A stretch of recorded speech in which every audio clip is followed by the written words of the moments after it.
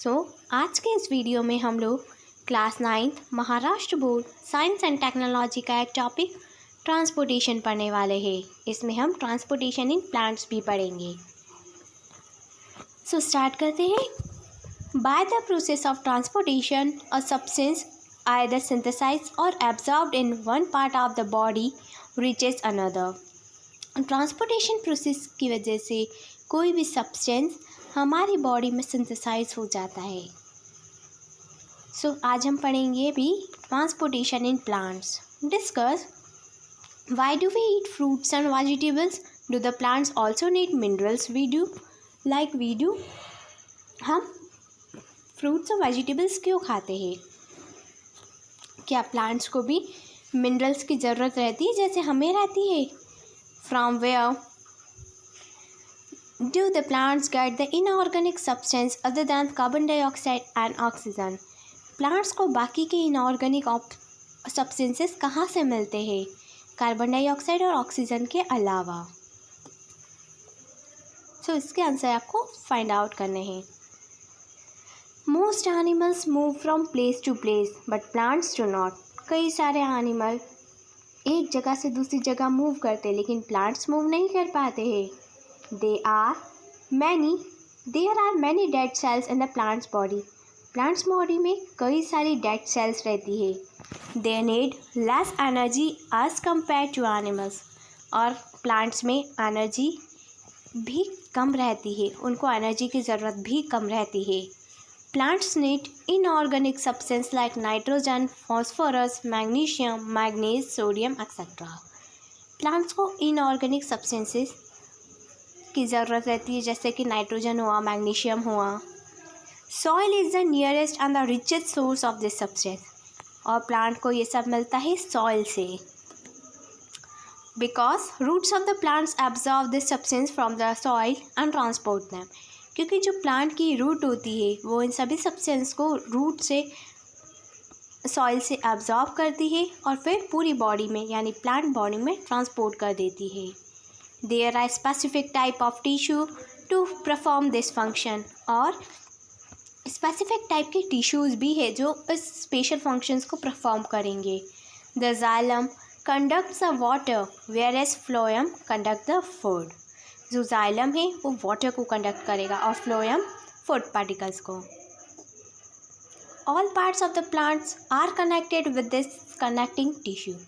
और प्लांट्स के सारे पार्ट्स इस कनेक्टिंग टिश्यू से कनेक्टेड है। Use your brain power. Which types of plant tissue are xylem and phloem? Xylem और फ्लोएम किस टाइप के प्लांट टिश्यू है ये आपको फाइंड आउट करना है और मुझे कमेंट सेक्शन में कमेंट करके भी बताना है।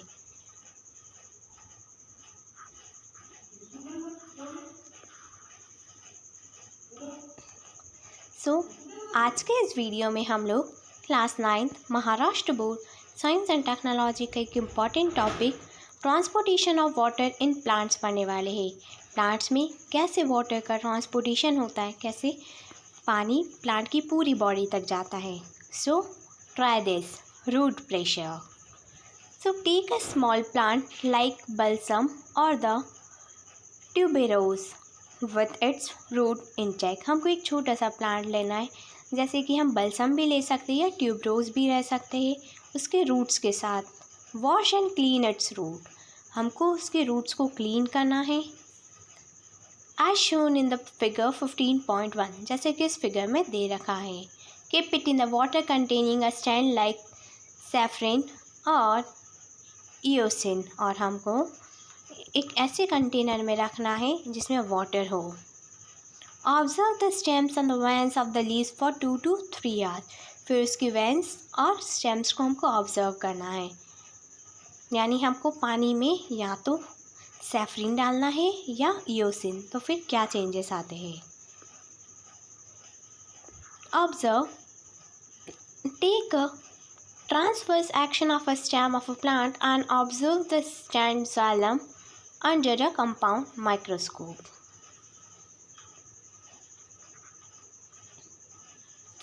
Root cells are in contact with water and the minerals in the soil. जो रूट सेल्स होती है वो वाटर के कॉन्टैक्ट में रहती है और जो मिनरल्स रहता है वो हमको सॉइल से मिलता है, यानी वाटर और मिनरल्स हमको सॉइल से मिलते हैं और रूट सेल सॉइल से कनेक्टेड है। Water and minerals enter the cell of the root surface due to the difference in the concentration.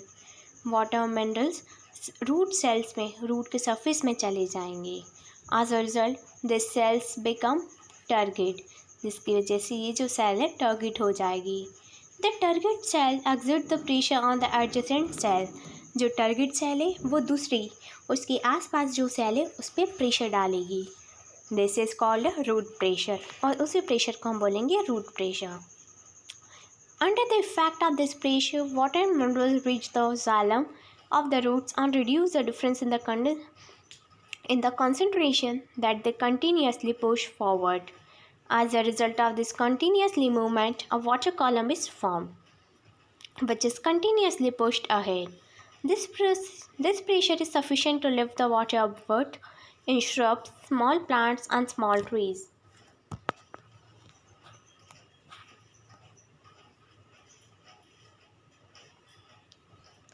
So, आज के वीडियो का एक इम्पॉर्टेंट टॉपिक है ट्रांसपीरेशन पुल, जो कि class 9 Maharashtra board science and technology से लिया गया है। सो स्टार्ट करते हैं। Can you recall previously you perform the activity of observing a branch covered in a plastic bag. So last time हमने एक एक्टिविटी परफॉर्म की थी कि जिसमें हमने ब्रांच को प्लास्टिक बैग में कवर कर दिया था। So what did you observe in that activity? तो उस एक्टिविटी में हमने क्या देखा था? So here transpiration through leaves के थ्रू कैसे ट्रांसपीरेशन हो रहा है। So plants give out water in the form of vapour through the stomata on their leaves. Plants water देते हैं वेपर के फॉर्म में, वाटर वेपर के फॉर्म में। स्टोमेटा जो उनके लीव्स पर प्रेजेंट रहता है। स्टोमेटा छोटे छोटे से पोर्स होते हैं, tiny pores on the leaves. Two cell call the guard cell, दो सेल होती है गार्ड, जिसको हम बोलते हैं गार्ड सेल, जो कि स्टोमेटा के आसपास प्रेजेंट रहती है। This cell control the opening and closing of stomata. ये जो गार्ड सेल है यही रिस्पॉन्सिबल होती है, यानी यही कंट्रोल करती है स्टोमेटा का ओपनिंग और क्लोजिंग पार्ट को। Transpiration occur through this stomata, और ट्रांसपीरेशन भी इसी स्टोमेटा की वजह से ही होता है। Water is release into atmosphere by the leaves through the process of evaporation. Water भी रिलीज हो जाता है एटमॉस्फेयर में इन लीव्स की वजह से, bye the process of evaporation, क्योंकि जो वाटर है वो वेपर में कन्वर्ट हो जाएगा। As a result water level in the epidermal layer of the leaf decreases. Water is brought up to the leaves through the xylem so as to compensate for the lost water. Transpiration helps in the absorption of water and the minerals and the distribution to all the parts of the plant, whereas root pressure performs an important role in pushing the water up during the night time. So transpiration एक बहुत ही important process है, क्योंकि वो water और minerals को absorb कर लेती है और प्लांट के सभी पार्ट में डिस्ट्रीब्यूट कर देती है। लेकिन रूट प्रेशर भी एक बहुत इम्पॉर्टेंट रोल प्ले करती है, क्योंकि ये वाटर को पुश करती है, अब ऊपर की साइड पुश करती है नाइट टाइम में, रात के समय में।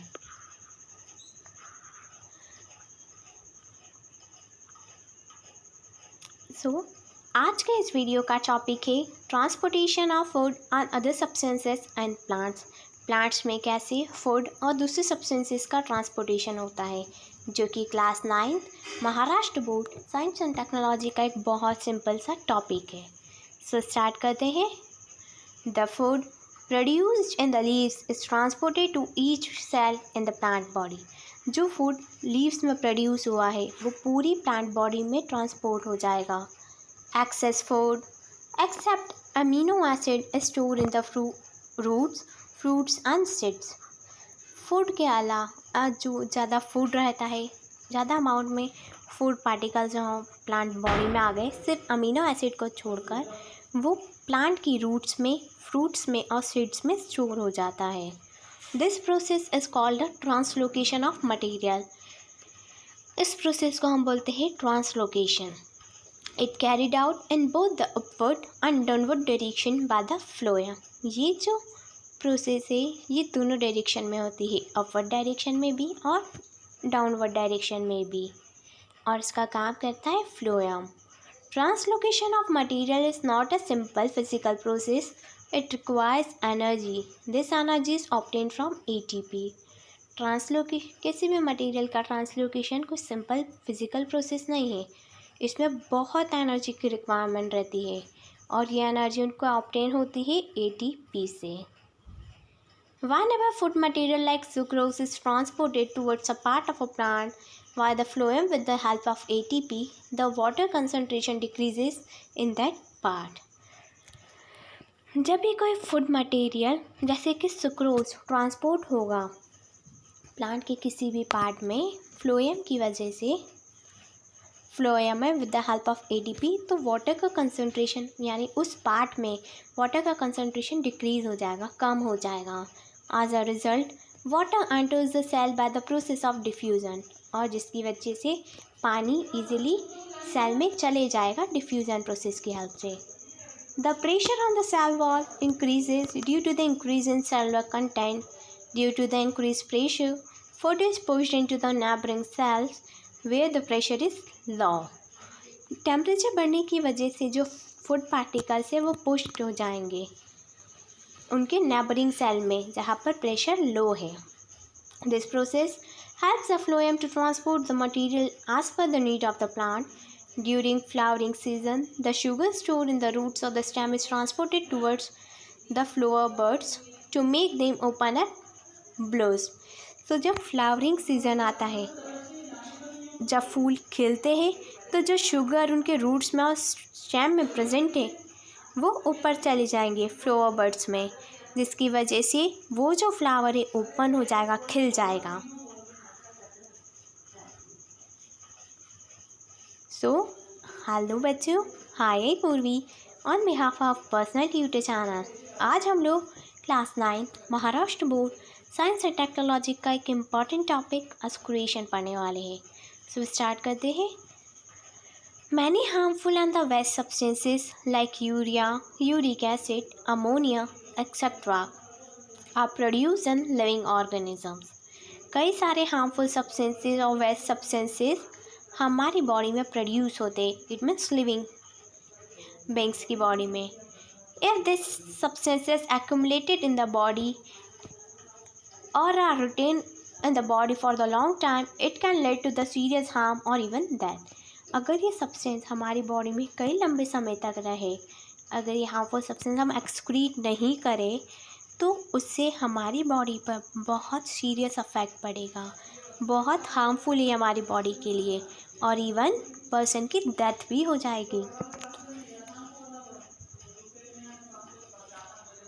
Hence it is necessary to remove such harmful and waste substances from the body. इसलिए बॉडी के लिए बहुत ज़रूरी है कि बॉडी से बाहर निकल जाए, नहीं तो it can harm our body. Different organism have different method for of doing this. सभी ऑर्गेनिजम्स की अलग अलग मेथड है एक्सक्रीट करने के लिए। रिमूवल ऑफ वेस्ट और the harmful substances from the body is called excretion. जब हम हमारी बॉडी से किसी भी हार्मफुल सब्सटेंस को रिमूव करेंगे तो उस प्रोसेस को हम बोलते हैं excretion. In unicellular organisms waste material is directly eliminated across the surface, whereas the process of excretion in the multicellular organisms is complex. So unicellular organisms की बात करें तो ये डायरेक्टली एलिमिनेट हो जाता है सेल की वजह से, सेल सरफेस की वजह से। बट अगर मल्टी सेलुलर ऑर्गेनिजम्स की बात करें तो उसके लिए अलग अलग ऑर्गेनिज्म से अलग अलग ऑर्गन्स बना है, और ये प्रोसेस बहुत कॉम्प्लेक्स है मल्टी सेलुलर में, लेकिन यूनिसेलुलर में बहुत इजीली हो जाती है।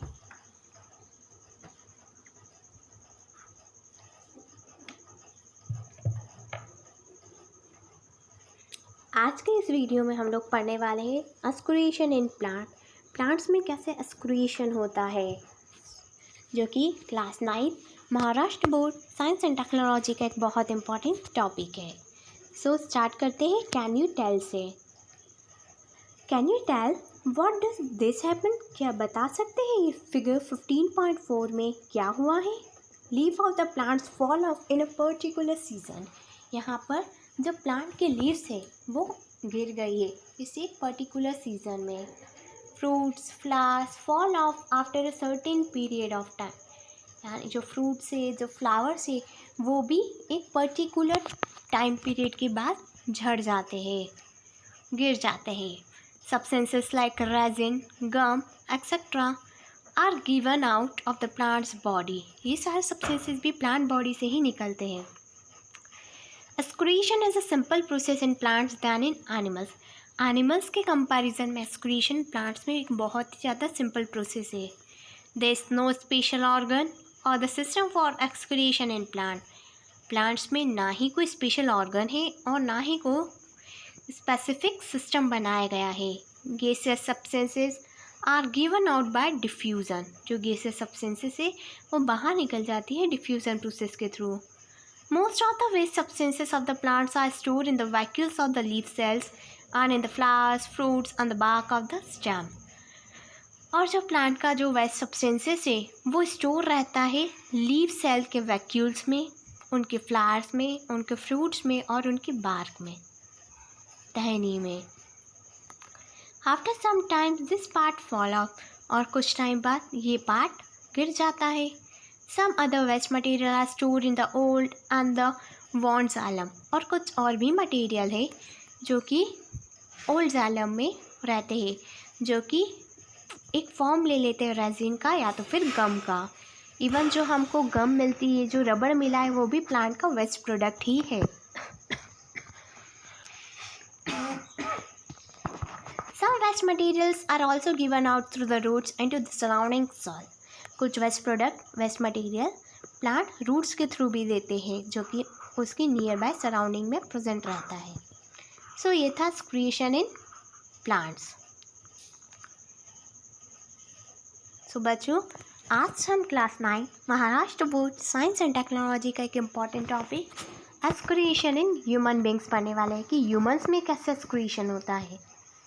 ह्यूमन के लिए डिफरेंट यानी कि स्पेसिफिक एक्सक्रीटरी सिस्टम बनाया गया है जिसकी हेल्प से वो एक्सक्रीट करेंगे यानी वेस्ट प्रोडक्ट को बाहर निकालेंगे। Which waste material are produce in our body through the metabolic activity. कौन से वेस्ट मटेरियल हमारी बॉडी में प्रोड्यूस होते हैं मेटाबॉलिक एक्टिविटीज़ की वजह से। And how does the process of excretion takes place in human. और कैसे एक्सक्रीशन प्रोसेस ह्यूमंस में होती है यानी क्या क्या स्टेप्स होती है। So there are different organ system in a human body to bring out the different life processes. Human body में अलग अलग ऑर्गन्स है जो अलग अलग एक्टिविटीज़ को परफॉर्म करते हैं। जैसे कि डाइजेस्टिव सिस्टम का वर्क है कि वो फूड को डाइजेस्ट करेगा। रेस्पिरेटरी सिस्टम का वर्क है कि वो रेस्पिरेशन करेगा। The process of digestion lead to the energy production is an important process of our body. So जो डाइजेशन है वो हमारी बॉडी की एक बहुत इम्पॉर्टेंट प्रोसेस है। Various waste material are produced during this process. Digestion process में ही कई सारा वेस्ट मटेरियल फॉर्म्ड हो जाता है, बन जाता है। Removal of this waste from the body is very important and it is the excretory system that carries out this function. इसलिए हमारी बॉडी के लिए बहुत ज़रूरी है कि हम हमारी बॉडी से वेस्ट मटेरियल को रिमूव कर दें। सो उसके लिए एक स्पेशल ऑर्गन है जो कि इस फंक्शन को परफॉर्म करेगा। That system is known as excretory system. The human excretory system consist of a pair of kidney, a pair of urethra, the urinary bladder and the urethra. Urine is formed by the kidney by separating the waste and unwanted excess substance from the blood. Urine हमारी kidney में formed होता है जिससे कि वो waste product को separate कर देते हैं और जो एक्सेसिव सब्सटेंस है हमारे ब्लड में उसको एज अ यूरिन बाहर निकलता है। So here is a picture of our excretory system and kidney.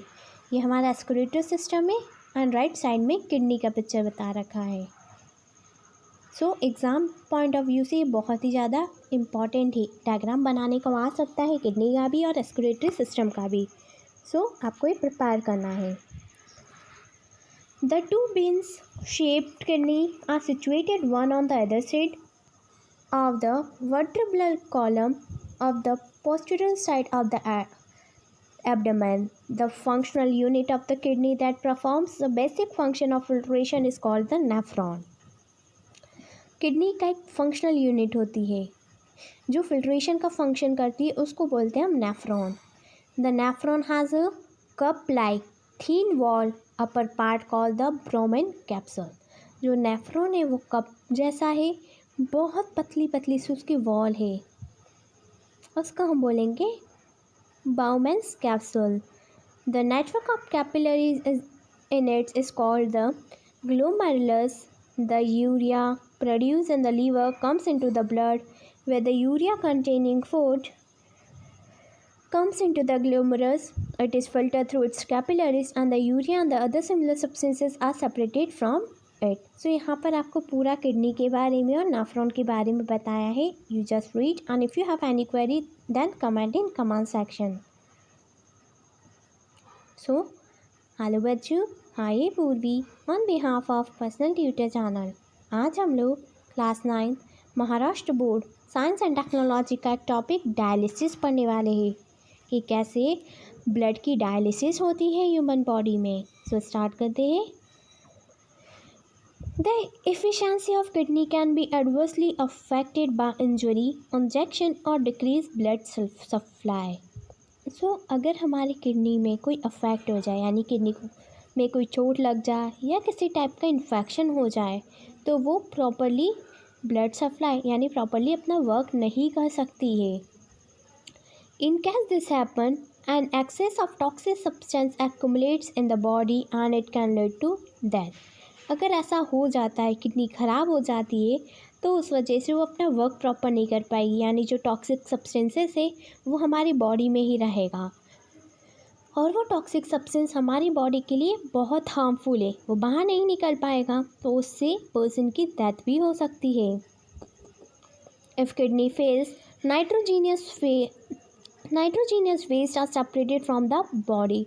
अगर किडनी फेल हो जाती है तो nitrogenous waste are separated from the blood with the help of a man made machine. तो जो नाइट्रोजीनियस वेस्ट है यानी जो वेस्ट प्रोडक्ट है हमारे ब्लड में, वो हम लोग मैन मेड मशीन की हेल्प से बाहर निकालते हैं. The process of separating the nitrogenous waste from the blood with the help of machine is called dialysis.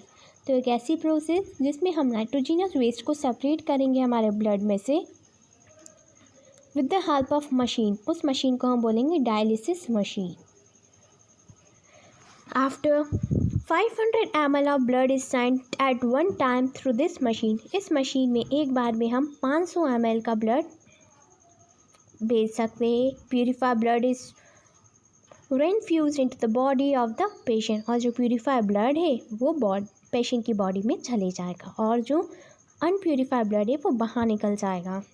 तो यहाँ पर आपको पूरी प्रोसेस बता रहे कि कैसे डायलिसिस होता है.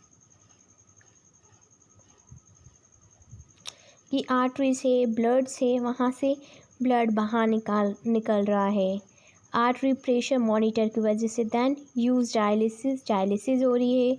कंप्रेस्ड एयर है, फ्रेश डायलिसेट. यहाँ पर ब्लड जो है डायलिसिस हो रहा है, प्यूरिफाई हो रहा है और फिर एयर ट्रैप की वजह से वापस बॉडी में जा रहा है.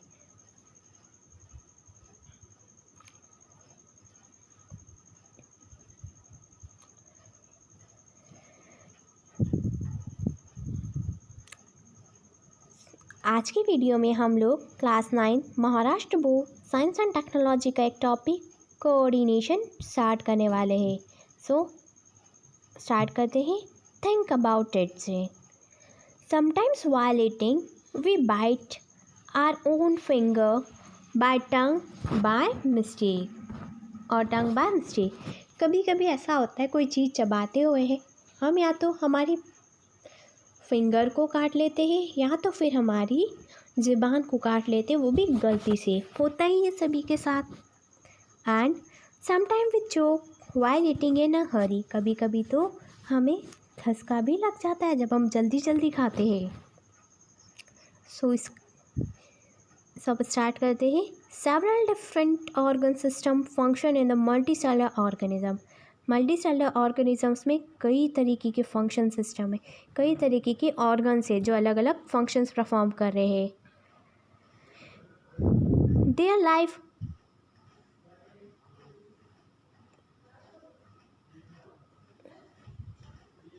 There life goes on smoothly if there is coordination between the different organ system or the organs and the stimuli in the surrounding. So उनकी लाइफ बहुत ही स्मूथली जाएगी अगर उनके लाइफ में कोऑर्डिनेशन रहे, यानी ऑर्गन सिस्टम्स और ऑर्गन के बीच में अच्छा ऑर्गन सिस्टम और जो ऑर्गन है और हमारी जो सराउंडिंग है अगर उसके बीच में अच्छा बैलेंस बना रहे तो हमारी लाइफ बहुत स्मूथ चलेगी। Depending upon this, we can say that the systematic regulation of the different process can be called control, and the bringing about the different processes in the proper sequence is called the coordination. So इस पर depend होकर जब हमारी body systematic regulation करेगी, यानी अलग अलग process का सिस्टमेटिकली रेगुलेशन करेगी, कंट्रोल करेगी और डिफरेंट प्रोसेस होगी एक बिल्कुल प्रॉपर सीक्वेंस में, तो ये प्रोसेस होती coordination. If any activity in the body is to be completed successfully, proper coordination between the different systems and the organ participating at the different steps of that activity is necessary. अगर हमारे body की कोई भी activity complete हो जाती है properly successfully तो proper coordination रहता है, यानी सिस्टम में भी और ऑर्गन्स में भी। If due to lack of coordination or some other factor there is a confusion at any step, the activity may not get completed. अगर कोऑर्डिनेशन का कोई कमी हो जाती है due to lack of coordination और अगर कोई कन्फ्यूज़न हो जाता है तो ये एक्टिविटी कंप्लीट नहीं हो पाती है। There should be not the randomness at any step. There need to be the proper coordination between the internal activity of the body resulting from various factors like blood temperature, water level, enzymes level और stimuli arising in the surrounding environment. यानी हमारी body में हर चीज़ का level proper होना चाहिए, internal जितनी भी activity हो रही है वो प्रॉपर रहे। Proper coordination between the various system of N organisms helps to maintain a state of equilibrium called the homeostatic, which is necessary for the optimal efficiency of the body.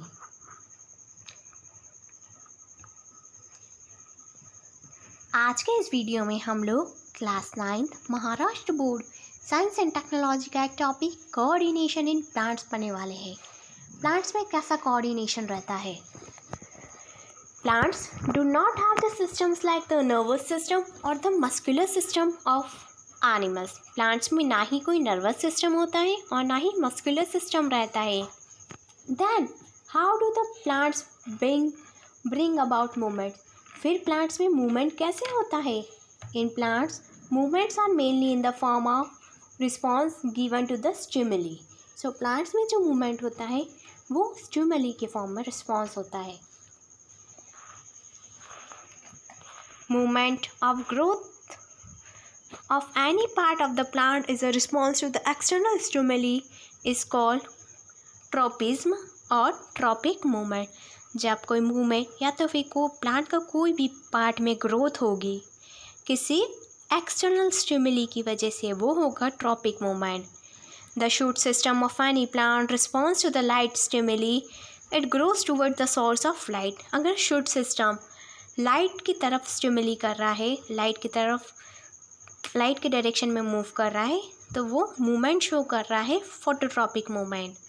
और अगर plant का कोई system जैसे कि root system stimuli कर रहा है, जैसे कि ग्रेविटेशन और वाटर की तरफ रिस्पॉन्स कर रहा है, तो इस टाइप का रिस्पॉन्स होगा ग्रेविट्रॉपिक मूवमेंट और द हाइड्रोट्रॉपिक मूवमेंट।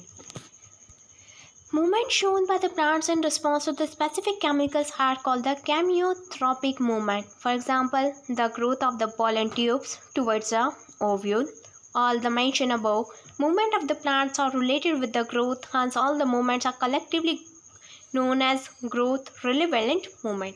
ये जितने भी movements बताए हैं plants में उसकी growth से relate करते हैं। So ये सारी movement अगर हम साथ में बोले तो हो जाएगा growth relevant movement. Observe the picture carefully and think about them. First is touch me not, अगर हम टच मी नॉट प्लांट को टच करेंगे तो ये मुरझा जाएगा छुई मुई। Venus fly trap, lotus and balsam. बच्चों, आई होप कि आपको यहाँ तक वीडियो अच्छी लगी होगी और सभी टॉपिक क्लियर होंगे। And if you have any query related to this video, then comment in comment section. Thank you. Have a nice day.